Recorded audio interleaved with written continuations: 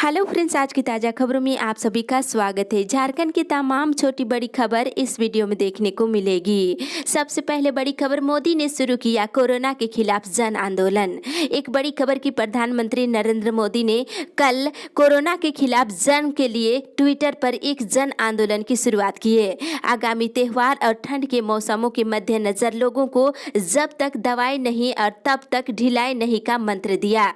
मोदी ने लोगों से कहा है कि जब तक कोरोना का टीका नहीं बन जाता तब तक उन्हें हर सावधानी बरतनी है। इसी के साथ ही अगली बड़ी खबर, सरकार की अनुमति के बाद चलेगी ट्रेनें। रेल यात्रियों के लिए बड़ी खबर कि कोरोना महामारी को लेकर के रेलवे सेवाएं पूरी तरह से ठप है और इधर उड़ीसा सरकार से अनुमति मिलने के बाद राज्यों में ट्रेनों का परिचालन शुरू हुआ है, लेकिन झारखंड सरकार ने अब तक ट्रेनों के परिचालन की अनुमति नहीं दी है, जिसके चलते यात्री ट्रेनें बंद है। रेलवे यात्री ट्रेनों का परिचालन करने को तैयार है, इसके लिए राज्य सरकार की अनुमति जरूरी है। दक्षिण पूर्वी रेलवे के द्वारा झारखंड सरकार से ट्रेनों का परिचालन शुरू कराने की अनुमति के लिए रांची DRM को जिम्मेवारी सौंप दी गई है। वे लगातार राज्य सरकार से संपर्क में बने हुए हैं और पैसेंजर ट्रेनों का परिचालन भी राज्य सरकार की अनुमति के बाद ही शुरू किया जाएगा।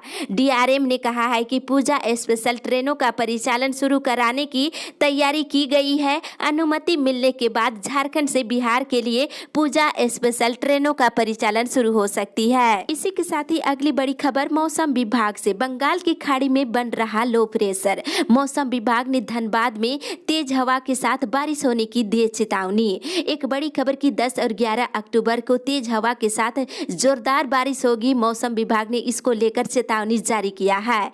बंगाल की खाड़ी में उठ रहे लो प्रेशर के डिप्रेशन में बदलने का असर है, इससे जोरदार बारिश होगी। 9 अक्टूबर से बंगाल की खाड़ी में एक बार फिर से लो प्रेशर के जन्म लेने की संभावना है। लो प्रेशर अगले 24 घंटे में डीप डिप्रेशन में बदल सकता है। इससे उड़ीसा और आंध्र प्रदेश के तटीय क्षेत्रों में भारी बारिश का अनुमान है। उड़ीसा से सटे होने के कारण झारखंड में भी इसका प्रभाव दिख सकता है, जिससे धनबाद और गढ़वा में तेज बारिश की संभावना बन रही है। इसी के साथ ही अगली बड़ी खबर, झारखंड कोरोना अपडेट्स मिले 784 नए मरीज, 8 और की मौत। एक बड़ी खबर की झारखंड में लगातार कोरोना मरीजों की संख्या बढ़ रही है।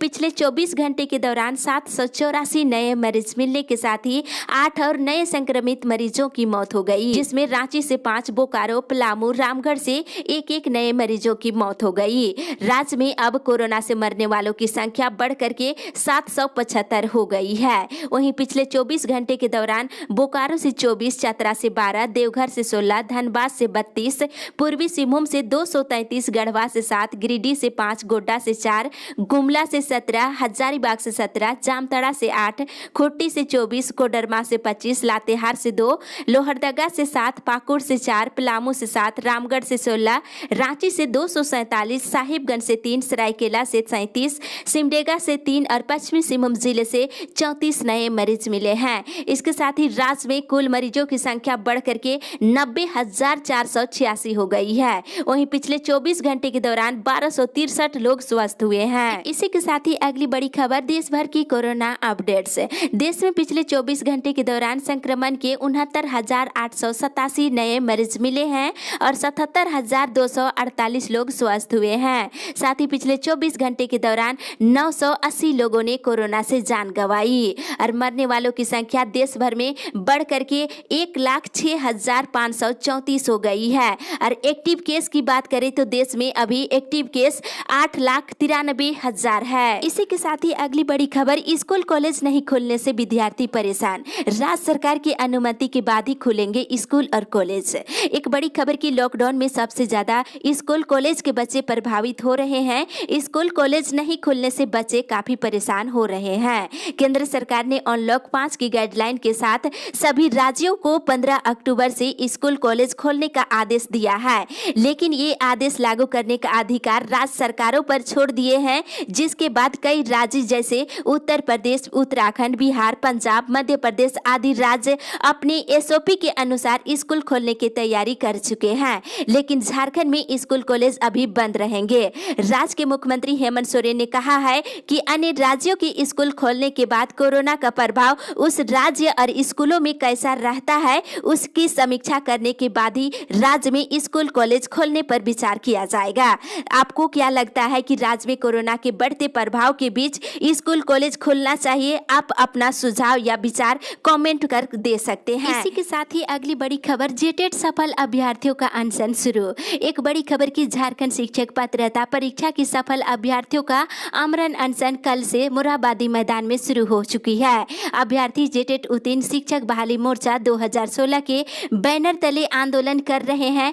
मोर्चा प्राथमिक और मध्य विद्यालयों में शिक्षक नियुक्ति प्रक्रिया शुरू कराने की मांग कर रहे हैं। वक्ताओं ने कहा है कि वर्ष 2016 में लगभग 50,000 अभ्यर्थी शिक्षक पात्रता परीक्षा में सफल हुए थे।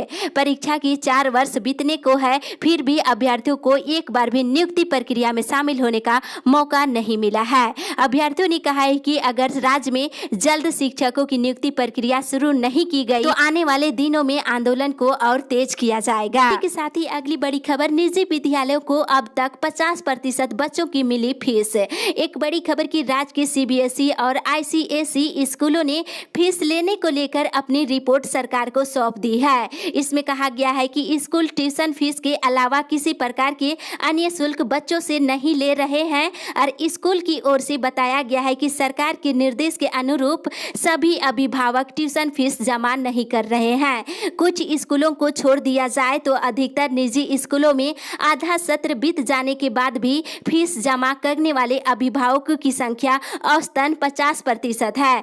कुछ स्कूलों में 80 से 90% अभिभावकों ने फीस जमा किया है। इसी के साथ ही अगली बड़ी खबर, कृषि बिल से खतरे में किसानों की आजादी। एक बड़ी खबर की कांग्रेस की ओर से आगामी 10 अक्टूबर को किसान सम्मेलन आयोजित किया जाएगा और प्रदेश कांग्रेस अध्यक्ष सह राज्य के वित्त और खाद्य आपूर्ति मंत्री डॉक्टर रामेश्वर उरांव के निर्देश पर सम्मेलन की तैयारी को अंतिम रूप दिया जा रहा है। इसको लेकर डॉक्टर रामेश्वर उरांव की अध्यक्षता में कांग्रेस भवन में आयोजित बैठक में नए कृषि बिल के खिलाफ पार्टी द्वारा 2 से लेकर 31 अक्टूबर तक चलाए जा रहे हस्ताक्षर अभियान की समीक्षा की गई और 10 अक्टूबर को आहूत किसान सम्मेलन को सफल बनाने की विस्तृत रणनीति पर विचार विमर्श किया गया है। इसी के साथ ही अगली बड़ी खबर, इस बार पंडाल में आम लोग नहीं कर सकेंगे मां की पूजा अर्चना। एक बड़ी खबर की इस बार की दुर्गा पूजा में काफी बड़ा बदलाव देखने को मिलेगा। दुर्गा पूजा पंडाल में पूजा अर्चना किया जाएगा, परंतु पंडाल में किसी प्रकार की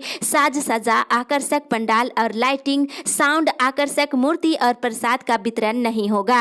आम लोग पंडाल की मूर्ति नहीं देख सकते हैं। आम लोगों को पंडाल में प्रवेश करने की अनुमति नहीं होगी और पूजा सिर्फ पूजा समिति के सदस्य या पुजारी के माध्यम से ही किया जा सकता है। इस बार पंडाल में आम लोग पूजा नहीं कर सकेंगे।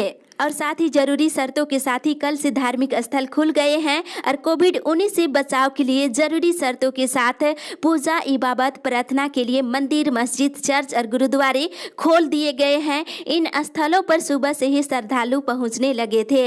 हालांकि भीड़ बहुत कम थी और राज्य सरकार ने 32 शर्तों के साथ धार्मिक स्थल खोलने की अनुमति दी है। इसी के साथ ही अगली बड़ी खबर, कोल कर्मियों के बोनस पर फैसला 15 को। एक बड़ी खबर की कोल इंडिया और अनुषंगिक कंपनियों के कर्मियों के बोनस पर फैसला 15 अक्टूबर को होगा। कोल इंडिया प्रबंधक ने 15 अक्टूबर को रांची में बोनस तय करने के लिए मानकीकरण समिति की बैठक बुलाने का निर्णय लिया है। बैठक की सूचना समिति के सदस्यों को दे दी गई है और पिछले साल कोल इंडिया ने दुर्गा पूजा पर 64,700 रुपये प्रति कर्मी बोनस भुगतान किया था। इस बार कितना बोनस भुगतान होगा, इसके लिए 15 अक्टूबर तक इंतजार करना पड़ेगा। इसी के साथ ही अगली बड़ी खबर, राज्य में पानी की घोर किल्लत। एक बड़ी समस्या राज्य में देखा जाए तो राज्य के हर जिले में शहर से लेकर गांव तक पानी की घोर समस्या है। लोगों को गंदा पानी पीने के लिए मजबूर होना पड़ता है। सरकार को सभी गांवों में लगे सार्वजनिक चापाकल और जलाशय को एक बार सर्वेक्षण कर मरम्मत करनी चाहिए ताकि लोगों को पीने का साफ पानी मिल सके। हेमंत सोरेन सरकार से जनता को काफी उम्मीदें हैं और पानी की समस्या को जल्द दूर करे। हर जिले में बने सार्वजनिक सार्वजनिक चापाकल खराब पड़ा हुआ है, अगर पानी आ भी रहा है तो वे भी गंदा पानी आ रही है। इसलिए सरकार को जल्द से जल्द इस पर पहल करनी चाहिए और वहीं गंदा पानी से होने वाली संक्रमण से लोगों को बचाया जा सके। साथ ही इधर गिद्दी में 4 दिनों से जल आपूर्ति पूरी तरह से ठप है, जिसे वहां पानी को लेकर हाहाकार मचा हुआ है। कॉलोनी के लोग खरीद कर पानी पी रहे हैं, नदी नालों से पानी ढोकर उपयोग कर रहे हैं। सरकार को पानी को लेकर के राज्य भर में आ रही समस्या को लेकर के जल्द पहल करनी चाहिए। इसी के साथ ही अगली बड़ी खबर, रिम्स में पानी मांगते मांगते मर गई कोरोना मरीज। एक बड़ी लापरवाही। आपको बता दें कि आम मरीजों के उपचार को लेकर रिम्स प्रबंधन कितना गंभीर है, इसको लेकर के कल इसका नजारा देखने को मिली। रांची के पिठोरिया स्थित हेसलपेड़ी गांव निवासी कोरोना मरीज 30 वर्षीय महिला को कोविड वार्ड में भर्ती कराया गया और दर्द से कराहती यह महिला पानी मांगती रही, लेकिन उसे किसी ने पानी नहीं दिया और उसने प्यासी ही दम तोड़ दी। इसी के साथ ही अगली बड़ी खबर, रांची में 2000 डीएल और 6000 से अधिक लर्निंग लाइसेंस लंबित। एक बड़ी खबर की कोरोना संक्रमण को देखते हुए रांची सहित पूरे झारखंड में 6 माह से अधिक समय से लर्निंग और अस्थायी ड्राइविंग लाइसेंस नहीं बनने के कारण बड़ी संख्या में आवेदन लंबित है। रांची में ही 2000 से अधिक डीएल और 6000 से अधिक लर्निंग लाइसेंस लंबित है और 16 अक्टूबर से लाइसेंस बनने का काम शुरू हो जाएगा और अचानक भीड़ बढ़ जाएगी। ऐसे में जिला परिवहन कार्यालय के लिए सोशल डिस्टेंस का पालन करना चुनौतीपूर्ण होगा। भीड़ को नियंत्रित कैसे किया जाए, इसके लिए एनआईसी और परिवहन के अधिकारी लगातार माथापेची कर रहे हैं। लर्निंग लाइसेंस के लिए काउंटर की संख्या को बढ़ाकर 4 कर दिया जाएगा और लंबित आवेदनों को प्राथमिकता के आधार पर निपटाया जाएगा और कोशिश यही रहेगी कि हर दिन 100 से 200 लर्निंग लाइसेंस का काम पूरा किया जाए। इसी के साथ ही अगली बड़ी खबर, जिले में किसानों की सूची बनाकर बांटे बीज। डीसी। एक बड़ी खबर लोहरदगा जिले से कि कृषि सहकारिता पशुपालन बागवानी भूमि संरक्षण विभाग की समीक्षा उपायुक्त दिलीप कुमार टोपो ने किए। रबी फसल के बीज की अच्छी गुणवत्ता और समय पर बीज उपलब्ध कराने का निर्देश दिया है। सहायक निदेशक आत्मा ने बताया है कि 2000 क्विंटल के विरुद्ध 700 क्विंटल गेहूं की प्राप्ति लैंपस के माध्यम से की जाएगी और चना, मसूर और सरसों का बीज मिल चुका है। गेहूं की खेती को बढ़ावा देने को लेकर के और किसानों की सूची बनाकर बीज बांटने को निर्देश दिया है। इसी के साथ ही अगली बड़ी खबर, फुटपाथ दुकानदारों को मिलेगी अस्थायी जगह। हजारीबाग जिले शहर के फुटपाथ दुकानदारों को व्यवसाय करने के लिए जगह आवंटित की जाएगी। जहां तहां सड़कों के किनारे फुटपाथ दुकान लगाने पर कार्रवाई भी की जाएगी। अगली बड़ी खबर, झारखंड में खेल कोटे से नियुक्ति की प्रक्रिया फिर शुरू होगी। मुख्यमंत्री। एक बड़ी खुशखबरी आपको बता दें कि झारखंड की नौकरियों में खेल कोटे से खिलाड़ियों के लिए सीधी नियुक्ति की प्रक्रिया फिर शुरू होगी। इसमें नए खिलाड़ियों को शामिल किया जाएगा।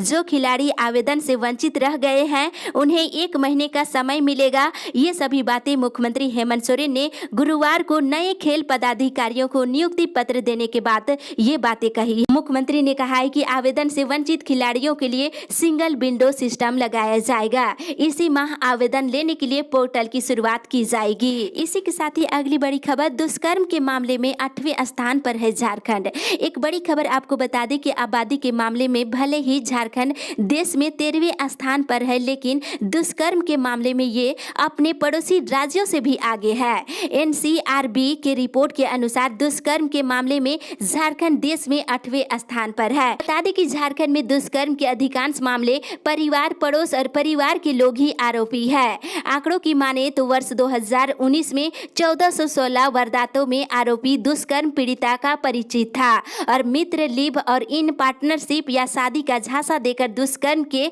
889 मामले दर्ज हुए थे और वहीं अज्ञात व्यक्तियों की संलिप्तता के 82 कांड दर्ज किए गए हैं। इसी के साथ ही अगली बड़ी खबर, झारखंड सरकार के होटलों में अभी बाहरी पर्यटकों की नो एंट्री। कोविड-19 के संक्रमण को देखते हुए बड़ा फैसला। आपको बता दें कोविड-19 के संक्रमण की आशंका को देखते हुए राज्य में बाहर से आने वाले पर्यटकों को घूमने की अनुमति नहीं दी गई है। झारखंड टूरिस्ट डेवलपमेंट अथॉरिटी के होटल में बाहर के पर्यटकों को ठहरने की अनुमति नहीं होगी। झारखंड से बाहर के पर्यटकों को पर्यटन विभाग के होटलों या फिर टूरिस्ट कॉम्प्लेक्सों में बुकिंग नहीं की जा रही है। होटल में केवल राज्य के पर्यटकों को ही कमरे दिए जा रहे हैं। संक्रमण की संभावना के कारण बाहर के पर्यटकों का राज्य में अभी स्वागत नहीं किया जा रहा है। झारखंड में पश्चिम बंगाल के पर्यटकों की पसंदीदा जगह है। दुर्गा पूजा के मौके पर पश्चिम बंगाल से बड़ी संख्या में पर्यटक बेतला और नेतरहाट समेत राज्य के अन्य रमणीय स्थलों का भ्रमण करने आते हैं, लेकिन इस बार उनको निराशा हाथ लग रही है। इसके साथ ही अगली बड़ी खबर, शिक्षा मंत्री के लिए किया गया महामृत्युंजय जाप। एकीकृत पारा शिक्षक संघ के तत्वाधान में गुरुवार को रामरेखा धाम परिसर में स्वास्थ्य मंत्री के स्वास्थ्य लाभ की कामना को लेकर हवन पूजन किया गया। मौके पर पारा शिक्षकों ने धाम के यज्ञशाला में कलश स्थापना और महामृत्युंजय मंत्र जाप का भी आयोजन किया गया। इसके बाद भगवान के विग्रहों का पूजन कर स्वास्थ्य मंत्री जी के स्वास्थ्य लाभ की कामना की गई और साथ ही पारा शिक्षकों की अस्थायीकरण और वेतनमान के निमित्त बनी सेवा शर्त नियमावली की फाइल आगे बढ़े और पारा शिक्षकों का अस्थायीकरण हो, इसके लिए भी दुआ मांगी गई। इसी के साथ ही अगली बड़ी खबर, नियुक्ति पर सरकार जाएगी सुप्रीम कोर्ट। नियोजन नीति और अनुसूचित 11 जिलों में शिक्षकों की नियुक्ति पर आए हाईकोर्ट के फैसले को लेकर शिक्षकों ने कांग्रेस के प्रदेश अध्यक्ष सह वित्त मंत्री डॉक्टर रामेश्वर उरांव से मुलाकात की है और डॉक्टर रामेश्वर उरांव ने आश्वासन दिया है कि नौकरी झारखंड के लोगों की है और सरकार भी झारखंड के लोगों की है, इसलिए किसी की भी नौकरी नहीं जाएगी। कहा सरकार सुप्रीम कोर्ट जाने की तैयारी लगभग पूरी कर ली है। वहीं दूसरी तरफ भाजपा अनुसूचित जनजाति मोर्चा के प्रदेश अध्यक्ष शिवशंकर उरांव ने मुख्यमंत्री हेमंत सोरेन पर आदिवासियों और मूलवासियों की नौकरी छीनने का आरोप लगाया है। शिवशंकर उरांव भाजपा अनुसूचित जनजाति मोर्चा के प्रदेश अधिकारियों के बैठक में बोल रहे थे। इसी के साथ ही अगली बड़ी खबर, कम शौचालय बनाने वाले मुखिया को होगा सौकौज। एक बड़ी खबर की उपायुक्त छवि रंजन ने गुरुवार को स्वच्छ भारत मिशन के अंतर्गत शौचालय निर्माण प्रगति का प्रखंडवार समीक्षा किए। उन्होंने जियो टैगिंग की प्रक्रिया की जानकारी ली। इस दौरान उपायुक्त ने शौचालय निर्माण कार्य जिन पंचायत में सबसे ज्यादा लंबित है, संबंधित मुखिया के कार्य को गंभीरता से लेते हुए स्पष्टीकरण पूछने का निर्देश दिया है। शौचालय नहीं बनाने वाले 170 लाभुकों पर होगा केस। बोकारो जिले के 4 से लगातार शिकायतें मिल रही है कि प्रधानमंत्री आवास योजना के लाभुक शौचालय का निर्माण नहीं कर रहे हैं। अभी तक हुई जांच में 170 लाभुकों के शौचालय निर्माण नहीं कराने का मामला उजागर हुआ है। इन लाभुकों पर प्राथमिकी दर्ज कराई जाएगी। ये बातें चास नगर निगम के अपर नगर आयुक्त शशि प्रकाश झा ने कही है। इसी के साथ ही अगली बड़ी खबर, मानसिक रोगियों के लिए अभियान चलाएगा राज्य सरकार। एक बड़ी खबर की राज्य में मानसिक रोगियों की पहचान के लिए सरकार राज्य भर में अभियान चलाएगी और स्टेट एनसीडी सेल के नोडल अफसर ने बताया है कि शनिवार को विश्व मानसिक स्वास्थ्य दिवस के अवसर पर सघन मानसिक स्वास्थ्य जांच के अभियान की शुरुआत की जाएगी। इसके तहत मानसिक रोगियों की पहचान कर उपचार की व्यवस्था भी सुनिश्चित कराई जाएगी। मानसिक रोगियों और आत्महत्या की दर में हो रही बढ़ोतरी को लेकर ये पहल किया गया है। 10 से लेकर 17 अक्टूबर तक राज्य भर में विश्व मानसिक स्वास्थ्य सप्ताह मनाया जाएगा और मानसिक रोगियों की पहचान कर उपचार की व्यवस्था सुनिश्चित कराई जाएगी।